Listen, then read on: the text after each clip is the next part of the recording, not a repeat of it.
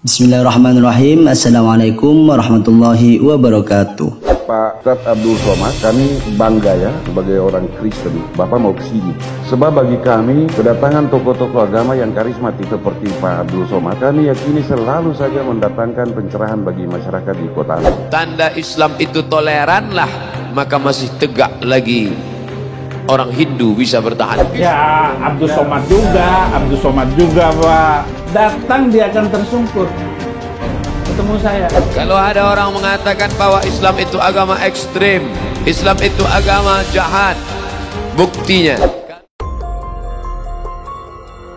Menjadi penceramah kondang memang banyak cobaan dan rintangan. Tidak jarang mendapatkan tantangan dari berbagai oknum, baik seagama maupun beda agama. Seperti perbedaan yang nampak dari dua pendeta tersebut, ketika UAS mempunyai jadwal ceramah ke Ambon, sangat dihargai oleh para pendeta dan petinggi agama lain di sana. Beda halnya dengan pendeta Saifuddin Ibrahim yang dulunya mengaku pernah menjadi ustadz sebelum dirinya masuk ke agama Kristen. Dia sangat usik dan selalu menyerang terhadap Ustadz Abdul Somad.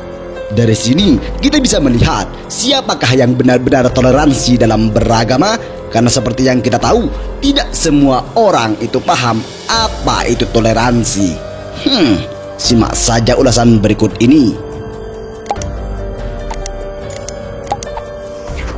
Di kalangan Kristen ada orang-orang Kristen yang sedikit yang agak nyinyir mendengar ceramah-ceramah Pak Abdul Somad. Itu wajar Pak, karena memang setiap agama pasti saja ada kelompok-kelompok yang fundamental. Kenapa? Karena mereka yakin seyakin-yakinnya bahwa Muhammad itu adalah utusan Allah. Pak Abdul Somad ini bagi orang Kristen bukan barang baru ya Pak, kami sering dengar. Kemunculan Ustadz Abdul Somad atau UAS cukup fenomenal di tengah kemudahan akses informasi. Ceramah-ceramahnya yang nyentrik menghiasi laman YouTube. Bahkan beberapa video ceramahnya tertengger menjadi trending topik. Ustadz Abdul Somad tampil dengan gayanya yang khas. Ia memberikan penjelasan yang terperinci dan menjawab pertanyaan-pertanyaan umat dengan tegas. Tak jarang beberapa kontennya menuai kontroversi. Namun siapa sangka ketika Ustadz Abdul Somad berada di Ambon dalam acara ramah tamah UAS lintas agama di Ambon, beberapa petinggi agama sangat menghormatinya. Salah satunya adalah pendeta di sana dengan terang-terangan mengatakan sangat bangga dengan kehadiran Ustadz Abdul Somad karena beliau datang di kota yang memiliki rekam jejak sangat buruk, ucapnya. Pak Ustadz Abdul Somad, kami bangga ya sebagai orang Kristen. Bapak mau ke sini. Bapak datang di kota yang memiliki rekam jejak sosial sangat buruk. Di saat usia kami masih sangat muda, tahun 99 seperti yang tadi dijelaskan Pak Wakil Wali Kota. Kami yakin bahwa ketika di Ambon kedatangan tokoh agama yang karismatik seperti Ustadz Abdul Somad ini selalu mendatangkan pencerahan bagi masyarakat di kota Ambon. Tambah dia, Pak Abdul Somad ini bagi orang Kristen bukan lagi barang baru karena kami sering dengar. Bahkan ada kalangan Kristen yang agak nyinyir dengan ceramah-ceramah Ustadz Abdul Somad.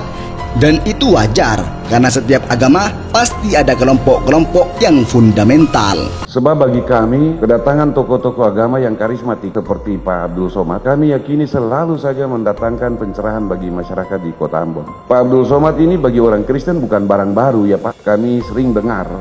Bahkan di kalangan Kristen ada orang-orang Kristen yang sedikit yang agak nyinyir mendengar ceramah-ceramah Pak Abdul Somad. Itu wajar Pak, karena memang setiap agama pasti saja ada kelompok-kelompok yang fundamental.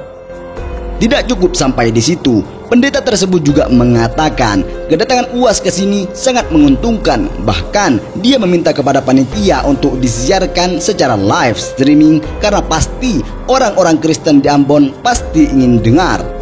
Karena ada kebaikan-kebaikan yang selalu muncul dalam ceramah Ustadz Abdul Somad. Dan kebaikan itu selalu bersifat universal, melintasi kehidupan yang dipagari karena agama. Namun berbeda dengan pendeta Saifuddin Ibrahim yang selalu membantah isi ceramah dari Ustadz Abdul Somad. Padahal dirinya mengaku pernah menjadi ustadz sebelum akhirnya masuk agama Kristen. Seperti salah satu ceramah yang membahas adanya Nabi Muhammad di dalam Alkitab.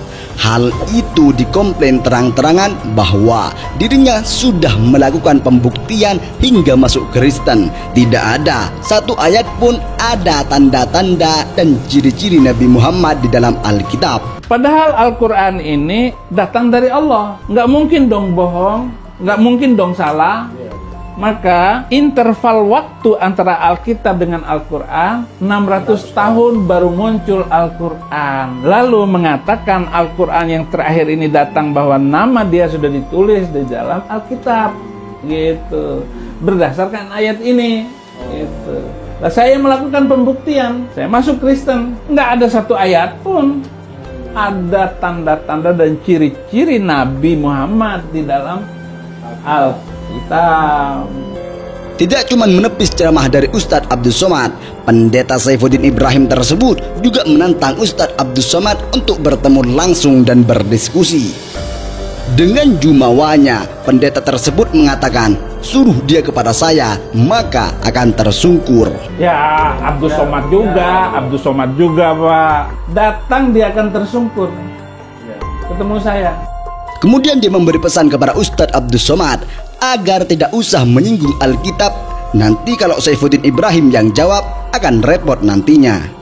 Gini aja wis Ustadz Abdul Somad, gak usahlah nyinggung-nyinggung Alkitab. Kita fikih aja bagaimana sholat, bagaimana wudhu, begitu aja. Gak usah nyari-nyari perkara. Nanti yang jawab Saifuddin Ibrahim, wah sudah, gak enak dengernya.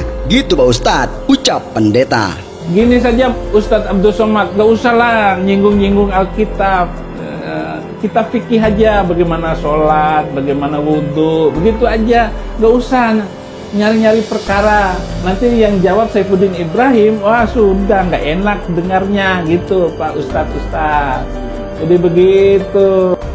Di akhir, pendeta tersebut berani bersumpah bahwa di dalam Alkitab tidak ada Nabi Muhammad dan juga tanda-tandanya. Kalau memang ada, saya pertaruhkan semua keilmuan saya dan kekristenan saya, ungkapnya. Saya berani bersumpah dan seluruh keilmuan saya pertaruhkan untuk itu. Dan kekristenan saya ya jangan ditanya lagi, begitu. Oleh karena itu kita lihat.